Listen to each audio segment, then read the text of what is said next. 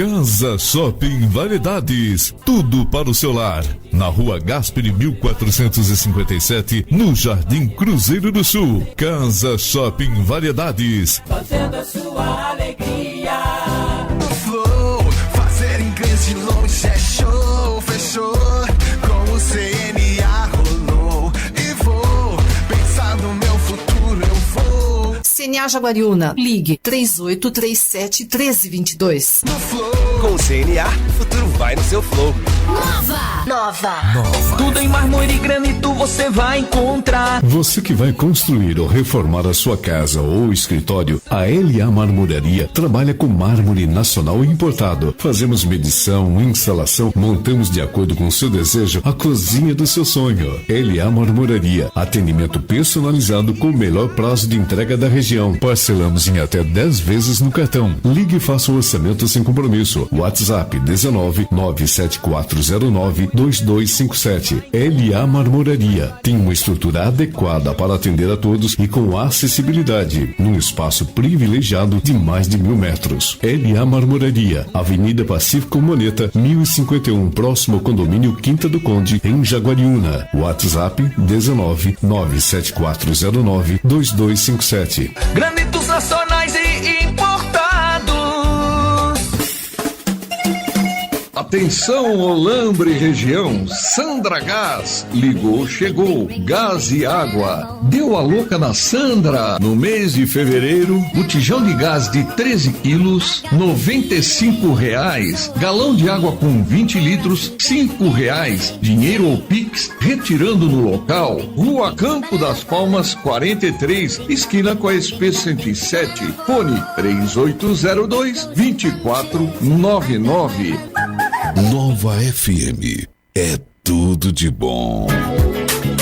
Arco-Íris Pisos e Revestimentos. Tudo o que você precisa para construir e reformar sua casa ou empresa. Arco-Íris Pisos e Revestimentos. Agora em novo endereço, Avenida Antônio Pinto Catão 963, ao lado do Mereus. Promoção imperdível de inauguração. Confira. A loja toda em 10 vezes no cartão de crédito. Ou, se você preferir, 10% de desconto no pagamento em dinheiro ou no Pix. Arco-Íris Pisos e Revestimentos. Avenida Antônio Pinto Catão 963, ao lado do Mereus.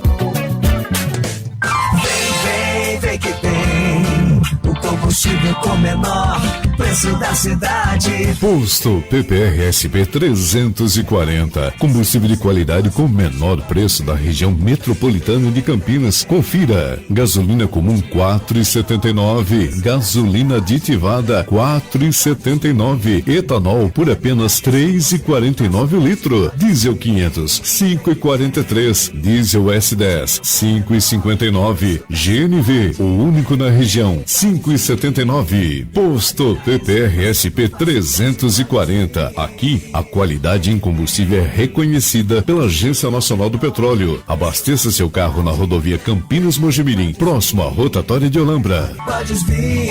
Todos os dias nós estamos juntos na melhor programação, vivendo com muito mais emoção. Nova FM. Todos os dias, a rádio que me faz companhia. Nova FM 105,9. Todos os dias, o meu sucesso toca aqui. Nova FM. A gente se liga aqui. 105,9. O verão é aqui. Nova Sertaneja. Agora 10h01, uma ótima manhã de quinta-feira para você. Esteja você onde você estiver, de norte a sul, leste, oeste. Para quem não me conhece, sou Billy Rovaron. Como é que você está? Tudo bem? Pessoal da rede social Facebook, forte abraço a vocês. Bom dia para vocês. Obrigado pelo carinho. Está no ar mais um programa Fala Doutor, com ele, doutor Alexander Ribeiro. Meu querido, como é que você está? Bom dia. Bom dia, Billy. Bom dia a todos que nos acompanham nesse momento. Que alegria poder estar aqui mais uma quinta-feira para a gente bater um papo, falar da vida, falar das coisas, compartilhar dividir experiências, informações. Isso é legal. Falar em compartilhar, você que está pela rede social Facebook, estamos ao vivo aí pelo Face da 9FM 105.9 oficial. Você que está nos assistindo, forte abraço. Compartilhe, se você puder compartilhar, por gentileza, faça isso. É uma maneira de você interagir conosco e procurar atualizar as pessoas que de repente nesse bate-papo aqui vai se interessar pela causa, seja ela PCD ou autista, não é mesmo? Verdade, Billy. Olha, hoje eu queria conversar com você, é um assunto simples, só que e com o pessoal, mas a gente vai evitar conversa muito técnica, bem objetivo, sobre a busca da verdade num processo, né? A gente estava batendo papo aqui antes de começar sobre a questão de se haveria uma verdade absoluta, né? Ou se a verdade seria uma forma de relativo, né? Relativa, uma verdade relativa. Ou se existe uma verdade sólida e absoluta. E batendo um papo falando sobre a questão do processo, né? O drama que as famílias PCDs sofrem no decorrer de um processo judicial que busca os seus óbvios direitos, né? Então a gente estava batendo um papo sobre a dificuldade que a família tem de compreender a lógica de um processo e também a justiça compreender a verdade que se tenta expressar dentro de um processo. Quando a gente fala da verdade absoluta, que talvez não tenha essa verdade absoluta, a gente está falando perante a lei, né? Até para não confundir, porque a gente sabe que a verdade é o Todo-Poderoso e aí não tem conversa, né?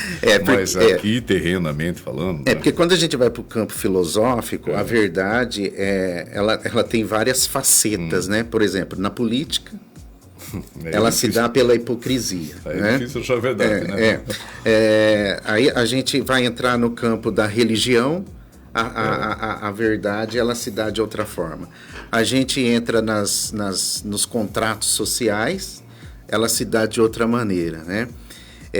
No convívio também se dá de outra forma. Por exemplo, quem nunca mentiu uma mentirinha para não prejudicar alguém, por exemplo, né? Mas existem mentiras que são mentiras que destroem vidas, né? Destrói a si mesmo e destroem vidas. Mas quem nunca fez uma mentirinha? Tem, claro que tem. A comida tá boa, meu filho? Tá uma delícia, uma delícia. Para não ofender ninguém. Então, a verdade no campo do mercado, na economia, dos negócios, dos contratos, da política, da religião, a verdade ela se apresenta de várias facetas. Mas como o Billy já bem adiantou, né, Jesus mesmo disse, eu sou a verdade. Né? Aí não tem conversa. Eu sou a verdade. E eu quero apresentar aqui, Billy, aí para o pessoal, de forma simples e clara, 3 maneiras, ou pelo menos não se esgotam nessas 3 maneiras, na verdade, mas 3 exemplos que eu vou dar de como se dá essa verdade num processo, e vou utilizar a palavra de Deus hoje para fazer isso, a Bíblia Sagrada. Eu vou dar 3 exemplos de 3 situações diferentes. O primeiro está no capítulo 38 do Gênesis, né? Que conta a história de Judá, que teve aí 3 filhos, e cada um dos filhos teve a sua esposa, e a esposa do primogênito acabou ficando viúva.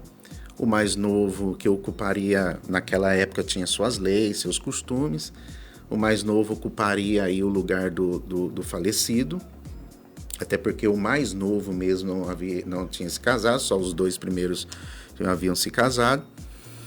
O segundo também veio a falecer, enfim. O mais novo tinha que ocupar aí a posição do irmão mais velho, mas ele era muito novinho, tinha idade para isso. E Judá pediu para que Tamar fosse embora para a casa do pai dela e cuidar da viuvez dela lá. O cuidar da viuvez era não ter marido. Então, haviam leis e costumes daquela época, não tem como a gente discutir essas leis e costumes daquela época com as leis e costumes de hoje, né? Não tem nem razão para isso. Mas eu estou contando a história para a gente compreender. É lógico que esse menino depois veio a ficar adulto e já estava chegando o tempo dele ocupar o lugar do irmão mais velho. E Judá foi viajar para aquelas terras onde estava essa mulher. Tá?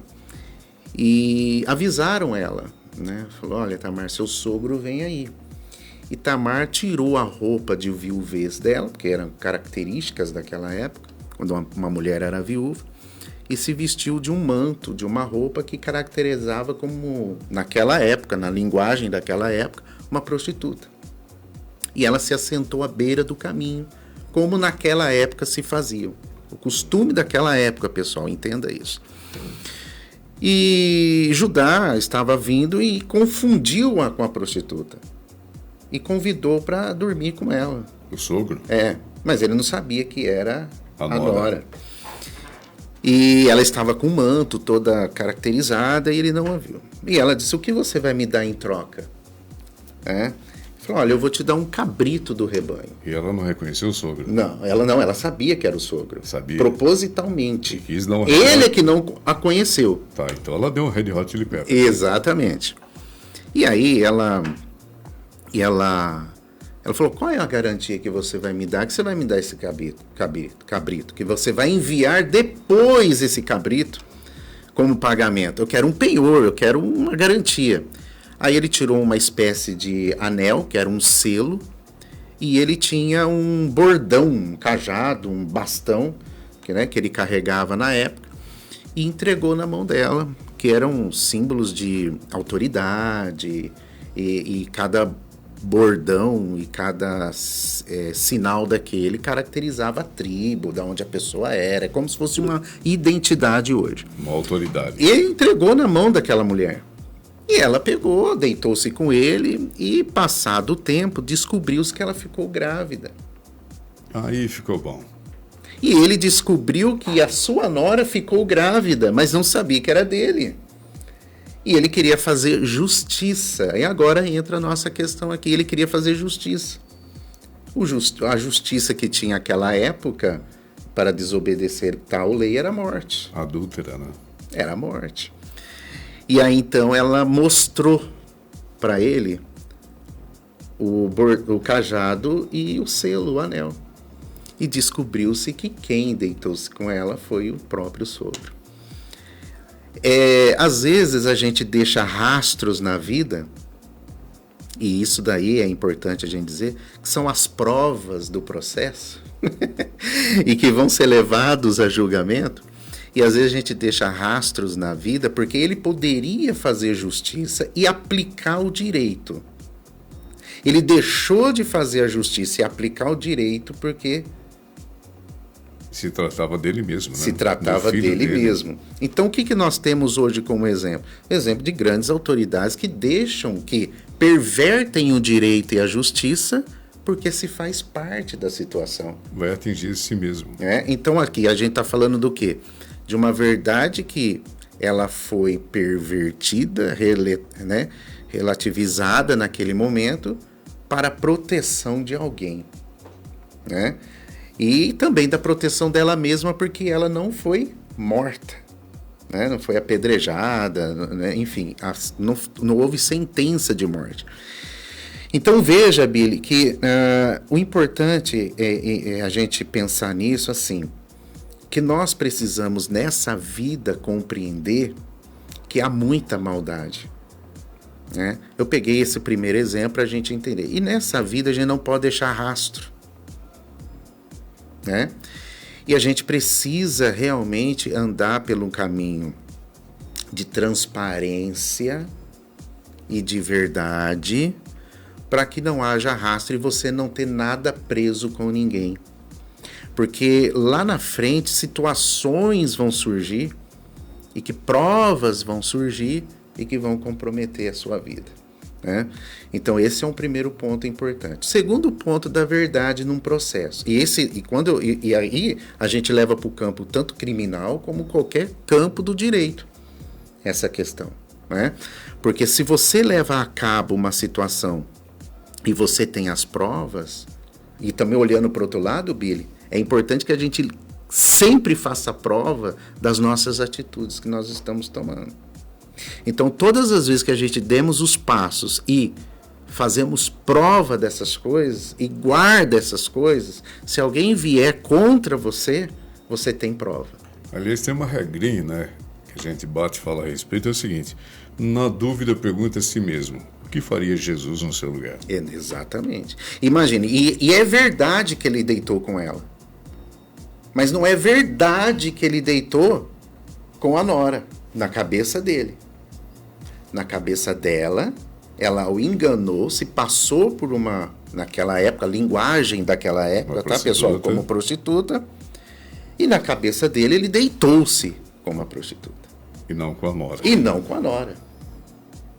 Olha que situação. Que também fica meio estranho, né? Você não reconhecer a face da nora. Então, mas naquela época tinha algumas rituais.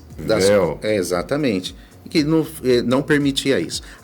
O segundo exemplo que eu tenho é o exemplo de José, que vendido, que está no próximo capítulo 39 do mesmo livro, que foi vendido pelos seus irmãos e acabou caindo lá na casa de Potifar, que era comandante da guarda, e era um alto oficial ali do faraó lá no Egito, né? Ele foi tomar conta como mordomo da casa de Potifar. Ele tomava conta de tudo. E só que a mulher de Potifar estava cobiçando José. E tentou por várias vezes, várias tentativas, atacar José, ter relações sexuais com José. E José desviando.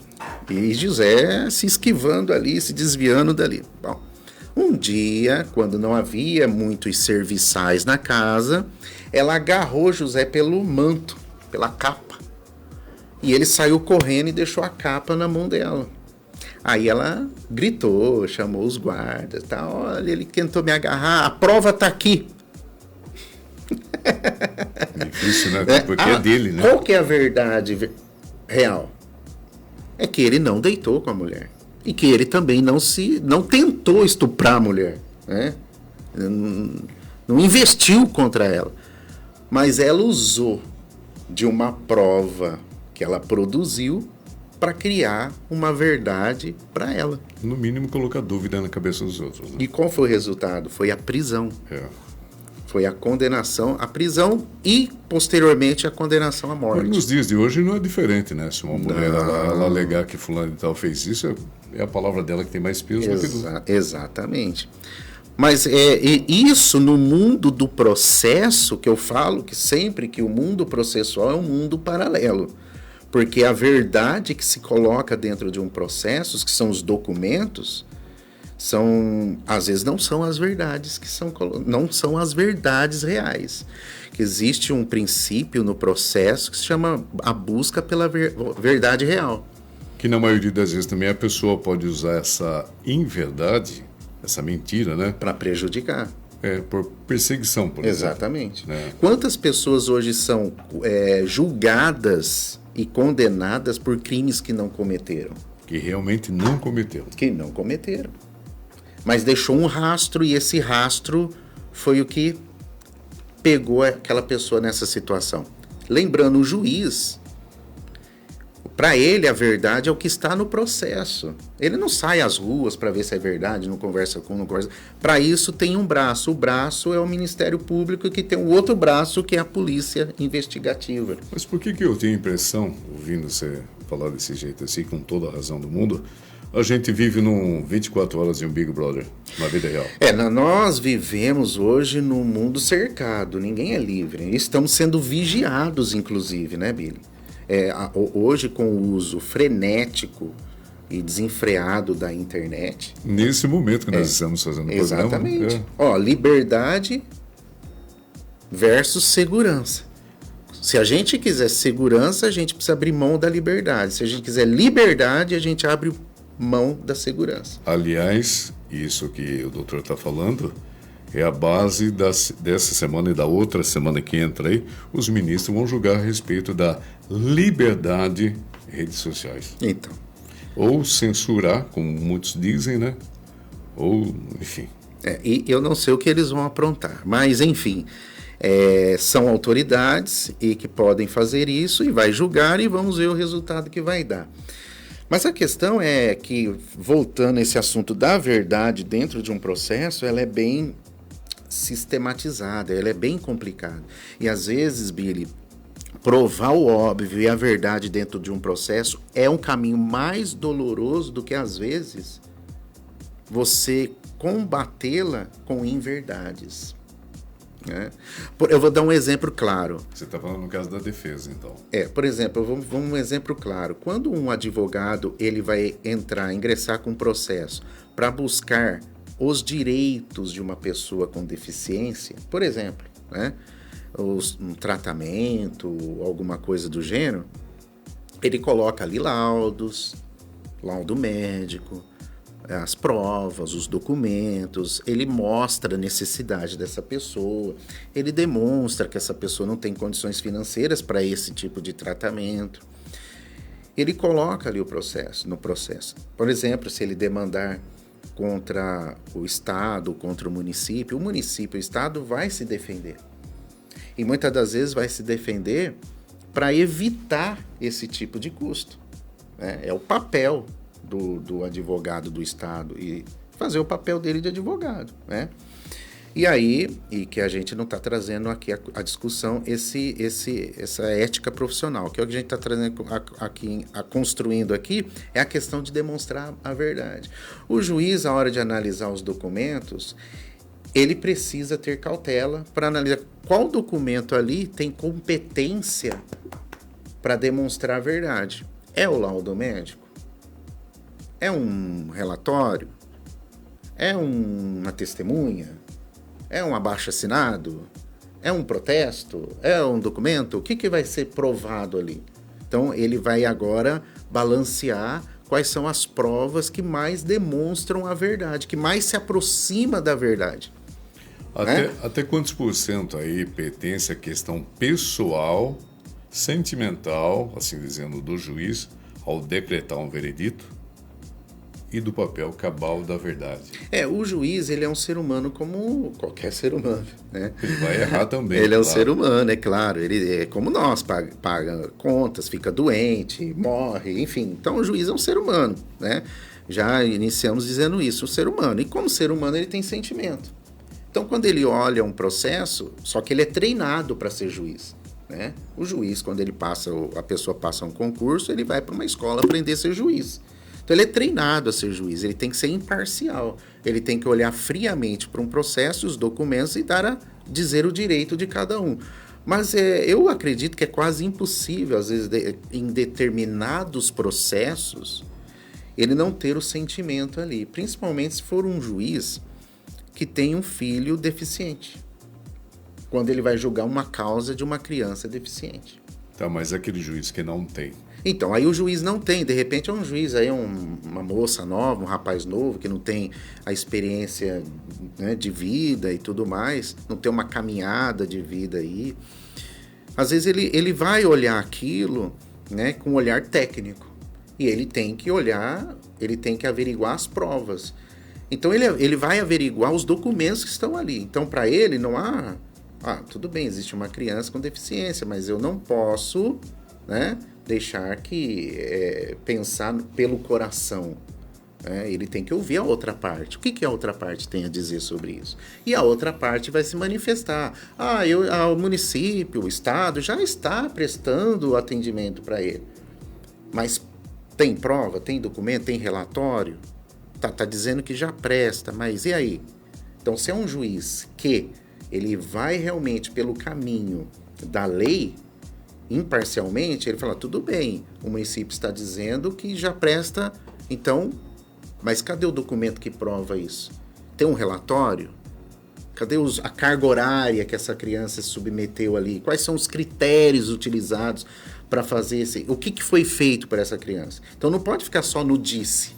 Tem que ter uma prova, tem que ter uma capa, né? Tem que ter uma demonstração, né? Mas a base disso tudo para um juiz não é a imparcialidade. Exatamente. Não tem que ter essa dúvida, não existe. Não. Exatamente. Então, por exemplo, se eu demando contra você, eu tenho que ter uma prova. E se você vai combater, você tem que ter uma contraprova.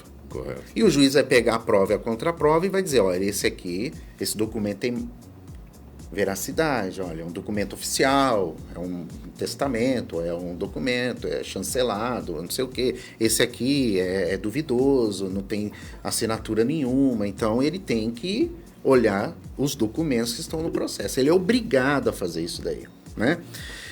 Esse é a briga processual, né, e que existe no processo, é realmente para mostrar a verdade. Sabedor disso é que quando o técnico que vai trabalhar em cima de um processo, ele já tem que fechar as brechas exatamente para isso, para poder evitar ali qualquer fissura que possa trazer qualquer dúvida no coração do juiz. A mentalidade, olha, eu estou vendo aqui, mas eu tenho dúvida. Então ele vai puxar essa responsabilidade para as duas partes, demonstrar no processo o que você quer, por que você quer, e aí você tem que demonstrar a verdade. A decisão é definitiva ou não? A decisão do juiz não significa que seja a verdade absoluta, mas é a proximidade de uma verdade. É o que mais próximo de uma verdade, porque ele precisa dizer o direito. Bom, aí você não está contente com isso, porque você não ficou contente com a verdade que foi interpretada ali. Você vai e corre para a segunda instância. Na segunda instância, tecnicamente, basicamente, tem 3 juízes que vão julgar essa causa, e ele pode reformar essa decisão aqui do juiz aqui, que foi dada aqui, ou ele pode manter essa decisão aqui, ele também achar como esse juiz achou. Mas os 3 podem discordarem do que o juiz aqui colocou. E aqui se reformar, e a outra verdade aparece. Mas nesse caso, quando vai a essa segunda instância que tem 3 juízes, tem a atuação desse advogado que não concorda com aquela... Também, porque aí, então... Porque tem o ponto de vista dele. Exatamente. Então, a parte que perdeu, ele apresenta uma apelação, ele vai apelar, né? Pensa assim que a criança, o seu filho, né? Ele vai pedir um doce para sua esposa fala não. Aí ele vira as costas e chega, pai, dá um doce para o menino, você é a segunda instância, né? Então, é exatamente isso que vai tentar lá no Tribunal do Estado. E aí, a parte contrária também vai apresentar a contra-apelação, vamos dizer assim. Tá, e nesse caso, o parecer deles aí já é definitivo? Bom, aí depende do que for dito, ainda há um outro socorro que vai a Brasília. Mas por quê? Se são 3, se 2 falou tô de acordo e um disse não foi a maioria? Então, mas se eles decidiram contrários a uma lei, né, vamos supor que a decisão deles foi contrária a uma jurisprudência do STF. Então, entra-se com recurso extraordinário para o STF para dizer, olha, houve uma decisão que contrariou a jurisprudência desse tribunal. Então, sempre há um recursozinho para poder tentar chegar... A última instância é a terceira. Exatamente. Enfim, então, são exemplos que a gente está dando dessa questão da verdade. Então, por que eu estou falando tudo isso? Eu estou falando tudo isso para demonstrar às pessoas que no mundo do processo a gente precisa de cautela, provas, eficiência e muito trabalho. E às vezes a pessoa que tem o seu advogado não entende o trabalho que ele tem desenvolvido, o que a justiça tem desenvolvido. É importante entender o que está em jogo ali é a verdade. O que é a verdade? E o terceiro exemplo que eu vou dar aqui, Billy, é o terceiro exemplo ainda mais emblemático. É o exemplo de Jesus, quando estava diante de Pilatos. E Jesus disse, olha... ele falou, você é rei dos judeus? Ele disse, não, você que está me dizendo. Né? Você que está me dizendo que eu sou rei. Alguma outra pessoa te disse que eu sou rei? Eu vim aqui para dar testemunho da verdade. Pilatos perguntou, qual é a verdade? Isso está em João, o Evangelho, capítulo 18, versículo 28. Ele perguntou para Jesus, o que é a verdade? Lembre-se, Pilatos era um governador de uma província ali de Roma. Roma, né, que estruturou hoje o direito que a gente estuda, a ciência jurídica que a gente estuda hoje. Tem grande embasamento nos princípios romanos, né? Direito romano. Tem como base fundamental ali muita coisa filosófica também de Roma e da construção romana e também da Grécia, né? Dos gregos. E ele perguntou exatamente o que é a verdade. Por quê? Porque essa questão, o que é a verdade, é uma questão que se discute por séculos. É uma pergunta milenar. O que é a verdade? A busca pela verdade, né? E Jesus estava num julgamento. Ele estava às portas da crucificação, né? E Jesus não respondeu o que era a verdade. Muito embora nos evangelhos ele diz, eu sou a verdade. Né? Mas ele fala isso, ele se autocrimina. Né? Dizendo Mas que ele é superior. ali ele não disse. Sim. E ele disse, olha, ele olhou para o povo e disse, eu não estou vendo nada que possa condenar esse rapaz. Veja, ele estava no lugar de um juiz. E ele estava confuso. E agora, o que eu faço? E Pilatos tentou jogar Jesus a ser julgado pelas leis de Israel. Israel, naquele momento, não poderia julgá-lo à morte naquele exame, porque estava no período da Páscoa. Israel voltou a batata quente para Pilatos, e Pilatos falou, olha, vamos fazer o seguinte, é costume de vocês libertar alguém, um criminoso, na Páscoa. Enfim, né? E aí, vocês querem libertar Jesus e... Ou Barrabás. E tal? Não, solte Barrabás. E condene a Jesus. Mas aí teve aquele povinho lá que criou aquela mentira para ferrar. Pois é. Então vocês veem como que é a questão. O que foi levado à discussão ali foi N acusações. Pode-se dizer que nesse caso a verdade foi comprada. É. E essa verdade foi o seguinte, eles inventaram essa verdade que Jesus deturpou a lei, que Jesus blasfemou Moisés, Abraão, blasfêmia disso, blasfêmia daquilo, que Jesus e tal... Mas na visão da lei judaica naquele instante, mas de maneira distorcida. Eles não entenderam o que Jesus estava querendo dizer. Mas Jesus foi à crucificação. Foi crucificado, foi condenado. E vocês percebem que o que eu quero dizer é o seguinte, que Pilatos estava confuso quanto à verdade. Ele não sabia como julgar. Mas aí eu lhe pergunto... É interessante tudo isso, essa aula que você está dando, mas então podemos imaginar que a verdade tem um ponto de vista, depende do ponto de vista? Então, é como a gente estava falando no início. A verdade ela tem várias facetas dependendo de onde você vai discutir sobre ela. No mundo político, econômico, comércio, não sei o que, religioso e tudo mais. Né? Você vai discutir uma questão, um ponto. Existem pontos de vista.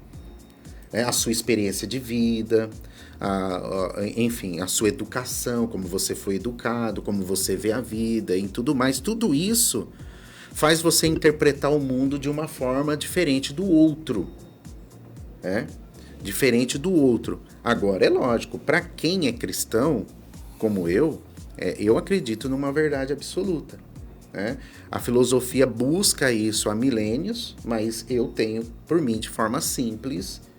que a verdade é Jesus. E todas as vezes que eu estou numa situação difícil, estou compartilhando isso. Não estou dizendo que é obrigado alguém pensar como eu penso. Estou dando a minha opinião, meu ponto de vista. Né? Todas as vezes que eu me vejo numa situação difícil e complicado na vida, eu tento olhar para os passos dele. Vou à Bíblia e leio os evangelhos. Busco ali o que para mim é a verdade absoluta e tento pautar o caminho da minha vida nisso. Não estou dizendo que sou perfeito, mas porque não sou perfeito, que é o fato de eu ser um ser humano, né? E por ser humano, ser um ser humano imperfeito como eu sou e todos nós somos, eu busco uma fonte para fundamentar o caminho da minha vida. E para mim a verdade absoluta realmente é Jesus. O que fora de Jesus, que está fora dele, todas as coisas aqui são relativas. Todas as pontos de vista, são relativas. Sem generalizar, a verdade perante a lei a um juiz, ela é influenciável na política? Explica melhor, Abílio, não entendi. Tá, vamos lá. Se tiver uma verdade perante ao juiz de um cidadão A e um cidadão B da comunidade, é uma verdade que o juiz trata como deve ser tratado. Vai ter uma diferença no tratar se essa mesma decisão partir de uma pessoa A da comunidade e B de um representante político, de uma prefeitura, de um estado, de um governo, enfim. Olha, é o Billy, fato político da coisa. Olha, Billy, eu vi com os meus olhos, na época, quando eu iniciei, né, a carreira, eu tinha um cliente, ele havia roubado uma quitanda. O que ele pegou do dono da quitandinha? Ele pegou uma correntinha, que eu acho que valia R$1.500, uma correntinha de ouro, uns R$1.500, mais ou menos, e R$300 do caixa. Assalto à mão armada, é isso. Ele foi lá e roubou. É. Ele não foi com a arma. Mas ele disfarçou que tinha uma arma debaixo da blusa. E é lógico que quem está ali naquele momento não é bobo de arriscar. Se aquilo é verdade ou se não é verdade. Que ele está armado ou não. Bom, tranquilo. Réu primário, nunca tinha feito besteira na vida, foi a primeira vez que ele fez essa loucura. O juiz que o julgou o condenou a 5 anos e 4 meses no regime fechado. No mesmo dia, antes desse julgamento, o doutor Hélio e a sua esposa, que eram prefeitos de Campinas, ali, que, né, estava sendo acusado de desvio aí de milhões e milhões e milhões, e não vem o caso se é verdade ou não, ele foi julgado e saiu pela porta da frente. E o outro foi julgado e voltou para a cadeia. Um que roubou uma corrente e R$300, e um que desviou milhões dos cofres públicos. Qual o impacto que esse jovem teve na sociedade ter roubado os R$300 e uma corrente, o impacto de milhões desviados do cofre público? Os milhões desviados do cofre público significa menos merenda na escola, menos tratamento na rede pública de saúde, ou seja, mais óbito, mais doença, profissionais concursados desanimados, porque não tem como contratar mais, então sobrecarrega, a máquina pública fica pesada, judicialização, muito processo, então vira uma cadeia de desgraça global, né? Mas nesse caso, Agora é lógico, olhando para o olhar do juiz, tanto faz roubar uma caneta ou milhões, deveria ser a mesma coisa. Óbvio. Mas no caso... Como que em eu outros... estou fazendo o papel de advogado do inimigo aqui. Tá, mas no caso do rapaz, ele errou, tem que pagar o preço pelo erro dele. Claro, o juiz exatamente. decretou, achou por bem que ele esteja preso, ou se ele é réu primário, poderia tomar uma pena dele pagar, enfim, uma multa, enfim. Era a decisão do juiz, até aí tudo bem, ok. No caso do ex-prefeito, não pode ter sido ocorrido que foi-se apresentado provas suficientes para que ele recorra em liberdade? Houve uma condenação, houve recursos, eu não me lembro bem para entrar no mérito aqui da discussão, da questão, né? Mas você bateu certinho, até para a gente fechar e ir para o caminho final do programa. Exatamente isso, Billy. Às vezes a gente coloca no processo uma verdade que não é e passa a ser. Entendi. E aquilo é suficiente para o juiz entender que não houve determinada situação.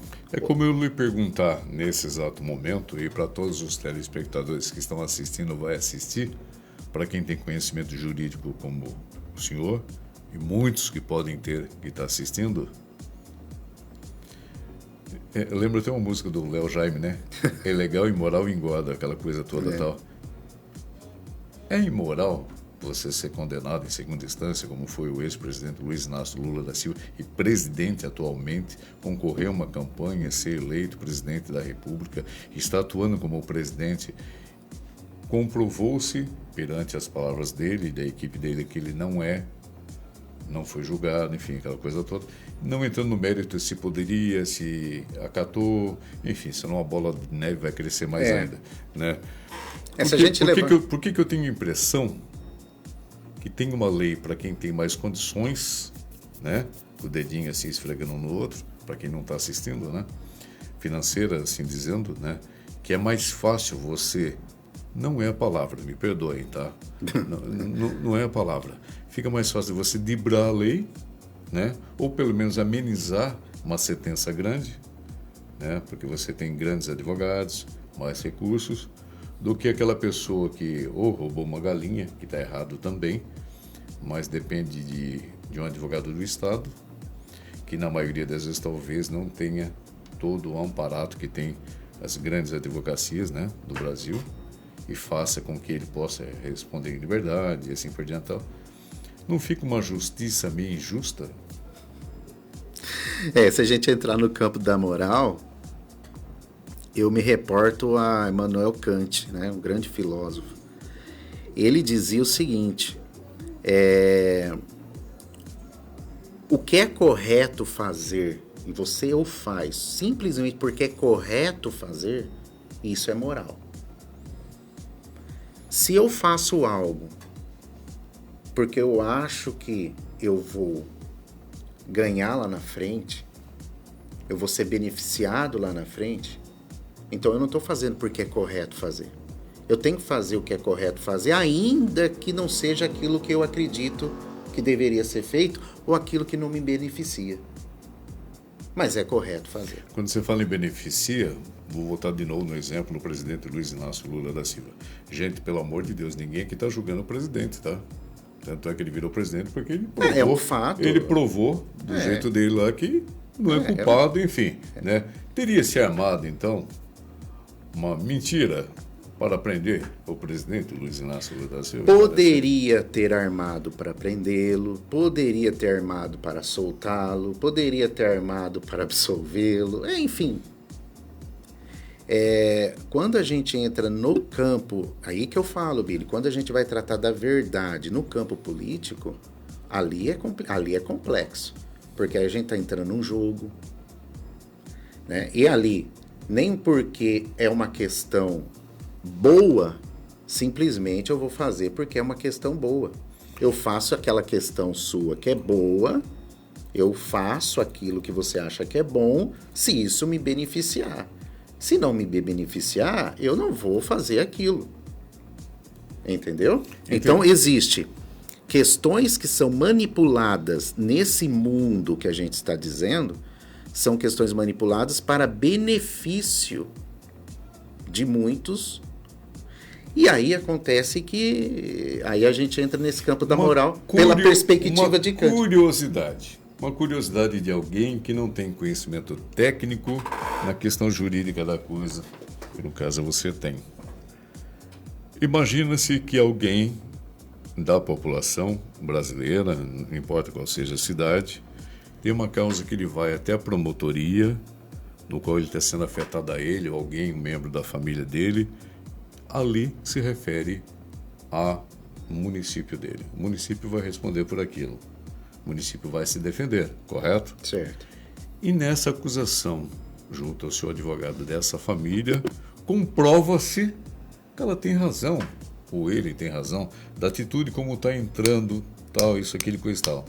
O município apresenta à justiça tal situação, mas isso pode ser feito dessa maneira.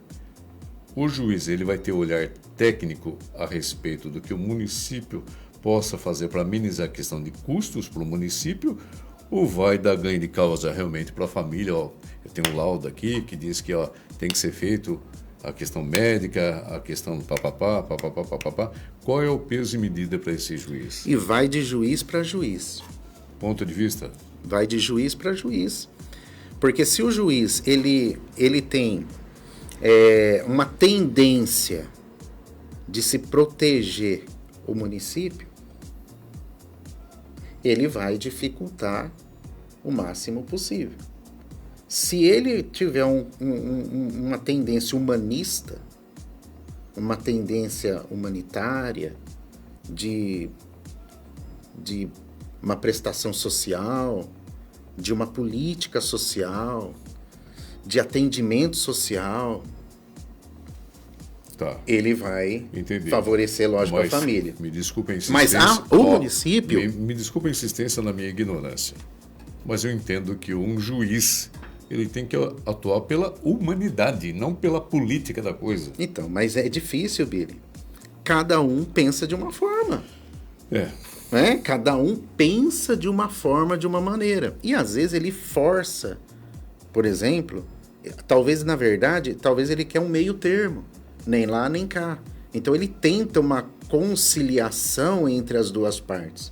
Não para pesar, também não deixar sem o tratamento, por exemplo. Sem que a família seja atendida. Ou que um pensamento meio esquisito, né? Você imagina que alguém que está representando o setor público, um advogado, ia falar: excelência, estou dando um exemplo idiota qualquer, tá? Excelência, mas se isso abrir essa brecha, teremos um custo com o qual não podemos arcar, porque tem tanta habitação, papapá, pepepé, pipipi. Quer dizer, esse peso não tem que ser da consciência do juiz. O juiz deveria pensar: esse problema é teu.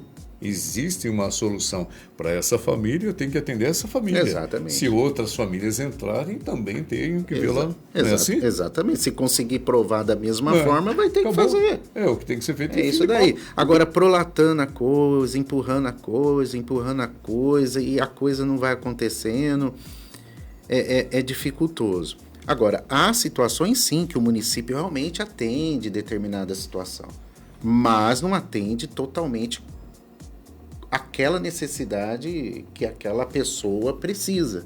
Então, precisa haver uma adequação nesse atendimento. Ponto final. Isso é que se dá a um país paternalista como o nosso, socialista, né? Que então é isso que dá muitos direitos, e aí é o que é o fim disso daí. Então é uma coisa que se volta contra si mesmo. Então precisa ser reajustado, né? Para finalizar, uma última pergunta que eu lhe faço. Quem tem o poder na mão, judicialmente falando, dá-se a entender que são omissos pela verdade? Não todos, não generalizando, mas boa parte é? Olha, eu posso dizer, Billy, na minha experiência, que eu já me vi em situações de processo que só faltava fazer um gibi para desenhar.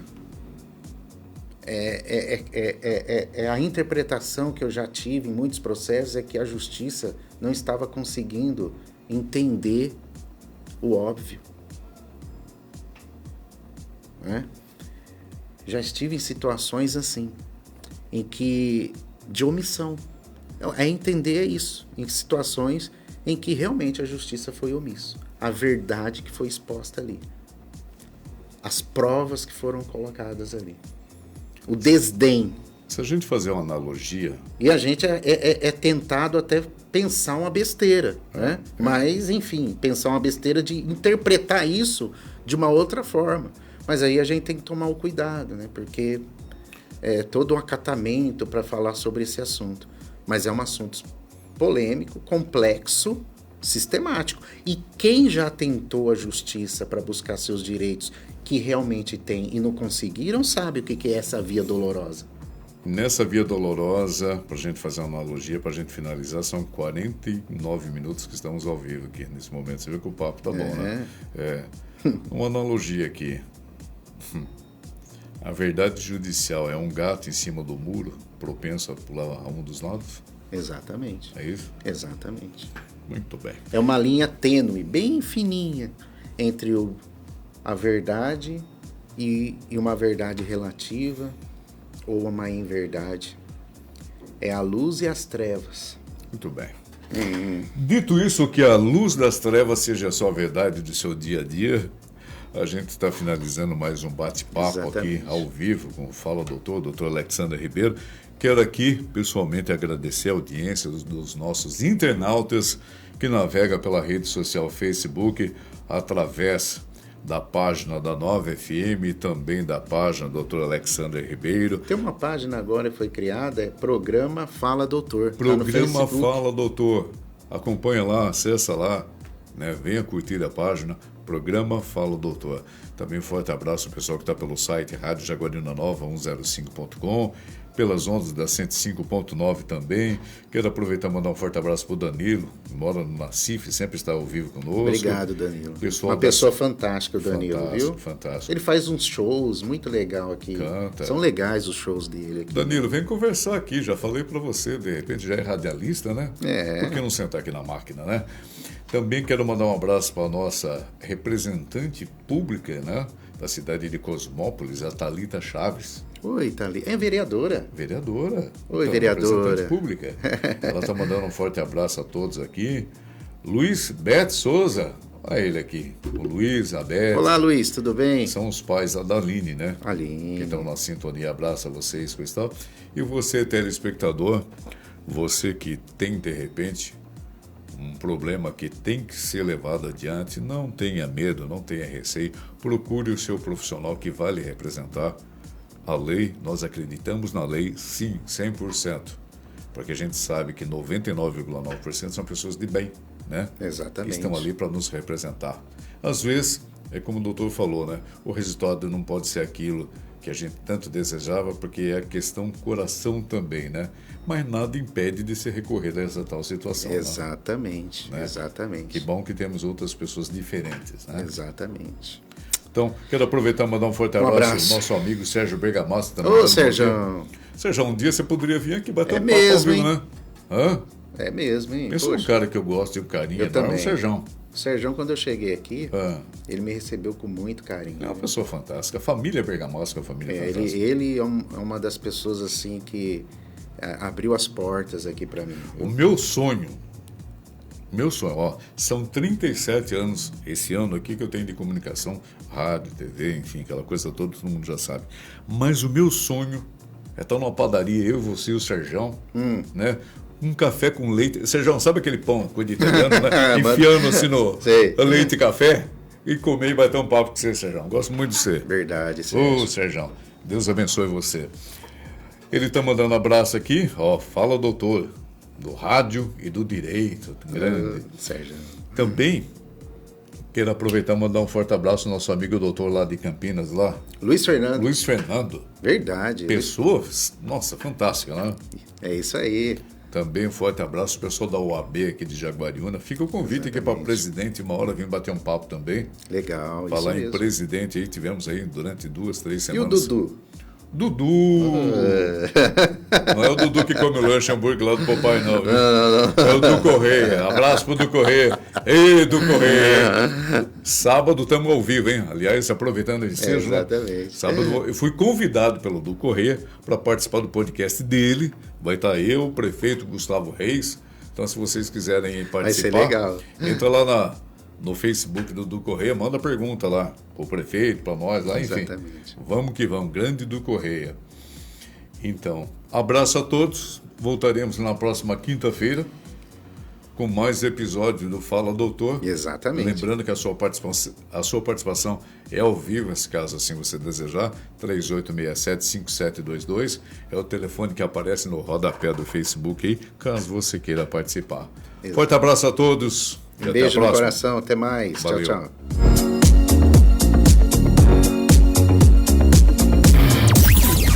Inteligente.